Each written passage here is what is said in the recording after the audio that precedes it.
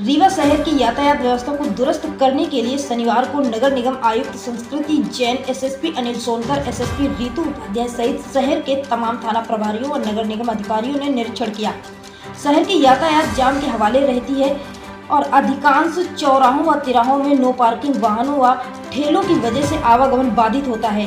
लोगों को चिलचिलाती धूप में जाम से जूझना पड़ता है। शुक्रवार को उप मुख्यमंत्री राजेंद्र शुक्ला द्वारा बैठक में ट्रैफिक व्यवस्था को लेकर नाराजगी व्यक्त की गई थी, जिसके बाद शनिवार को अधिकारी एक्शन में दिखे। शहर के यातायात व्यवस्था में सबसे बड़ी रुकावट बेहतरीन ऑटो व ठेलों को सुव्यवस्थित करने के लिए करीब 14 पॉइंट चिन्हित किए गए हैं। यहाँ पर नगर निगम की मदद से ऑटो स्टैंड बनवाया जाएगा, जहाँ पर ऑटो और ठेले खड़े होंगे। इसके अतिरिक्त यदि ऑटो सड़क पर खड़े मिले तो उनके खिलाफ जुर्माने की कार्रवाई की जाएगी। अधिकारियों ने इन स्थानों को साफ करवाकर सुव्यवस्था करवाने का निर्णय लिया है। ऑटो निर्धारित स्थल पर ही सवारी उतारेंगे और बैठाएंगे। कहीं भी रुक कर सवारी भरने और उतारने की मनमानी पर अब पुलिस अंकुश लगाएगी। 14 ऑटो टैक्सी पॉइंट बनाए गए हैं, कहाँ बनाए गए हैं?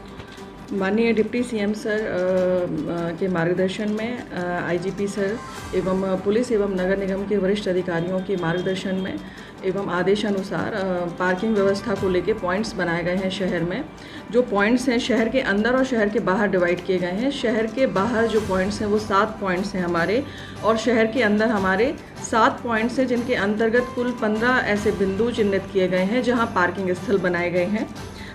जो शहर के अंदर बनाए गए ऑटो स्टैंड्स हैं वो ढेखा, पुराना बस स्टैंड, सिरमौर चौराहा, अस्पताल चौक, धोबिया टंकी, बिछिया और नया बस स्टैंड के बनाए गए हैं। जहां ढेखा में हमने भाजपा कार्यालय के सामने मंदिर के पास वाला जो सड़क किनारे वाला एरिया है उसे चिन्हित किया है। पुराने बस स्टैंड के 3 बिंदु चिन्हित किए गए हैं। पोस्ट ऑफिस के पहले, पोस्ट ऑफिस के सामने वाला एरिया, हाउसिंग बोर्ड कॉम्प्लेक्स के सामने वाला एरिया, सिरमौर चौराहे में हमने कुल 4 बिंदु चिन्हित किए हैं जहां ऑटो खड़े करेंगे, जो ऑटो स्टैंड के लिए बनाए जाएंगे।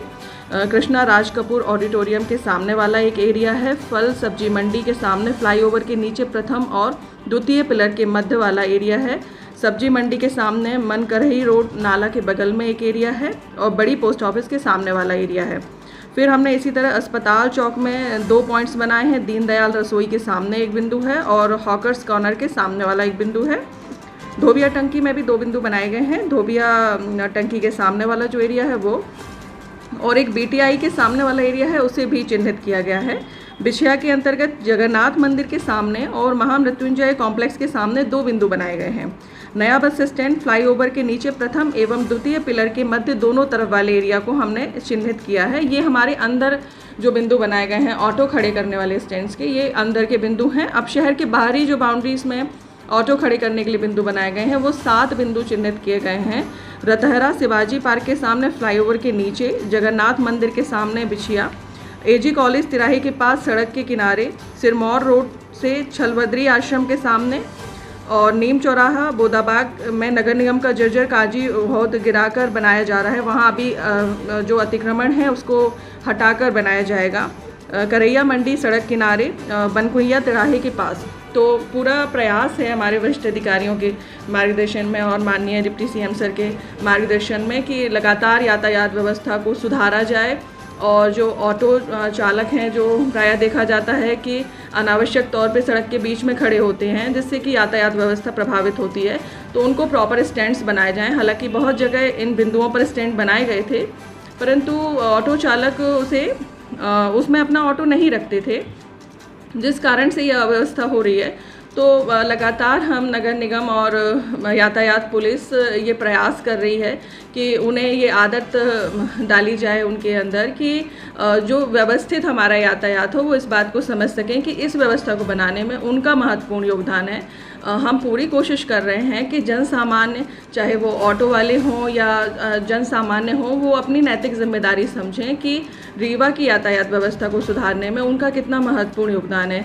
कई बार ऐसा होता है कि मैंने देखा है कि सड़क के बीच में गाड़ी खड़ी कर देते हैं और जाम लग जाता है। कई बार एम्बुलेंस भी इस तरीके से जाम में फंस जाती है।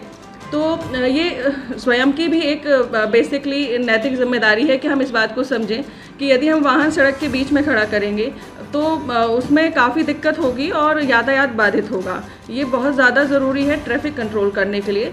तो ट्रैफिक पुलिस तो काम कर ही रही है। मेरी अपील रीवा पुलिस की तरफ से, यातायात पुलिस की तरफ से और हमारे वरिष्ठ अधिकारियों की तरफ से जन सामान्य के लिए है, चाहे वो ऑटो चालक हों या चाहे वो सब्जी लेने जा रहे हों, चाट चौपाटी जा रहे हों या फिर व्यापारी संघ के पास सामान खरीदने जा रहे हों।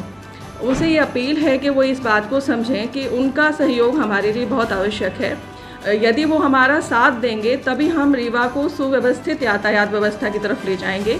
उनका सहयोग हमारे लिए बहुत ज़रूरी है। तो मेरी अपील है कि हमारे साथ आप आएँ और अपनी नैतिक जिम्मेदारी को समझें और हम सब मिलकर अपने रीवा को अच्छा करते हैं। हम सब मिलकर अपने रीवा के यातायात को सुधारते हैं। अक्सर देखा जाता है कि ऑटो ओवरलोड करती हैं, उन पर क्या कार्रवाई की? हाँ, अभी ओवरलोडेड वाहन पर लगातार कार्रवाई की जा रही है, क्योंकि ये उनके लिए भी हानिकारक है। कई बार ऐसी दुर्घटनाएं हो जाती हैं जो ओवरलोडेड वाहन के कारण होती हैं। तो लगातार समझाइश और कार्रवाई की जा रही है कि वो ये बात समझें कि अननेसेसरी ओवरलोडेड सवारी वाहन या फिर ओवरलोडेड सामग्री लेकर रास्ते से ना निकलें, क्योंकि कई बार ये दुर्घटना की कंडीशंस क्रिएट करती हैं। तो इसमें लगातार चालानी कार्रवाई की जा रही है। निरंतर हमारे अभियान चलते हैं जो हम यातायात पुलिस और जो थानों की पुलिस टीम होती है उनके साथ संयुक्त रूप से लगातार कार्रवाई कर रहे हैं।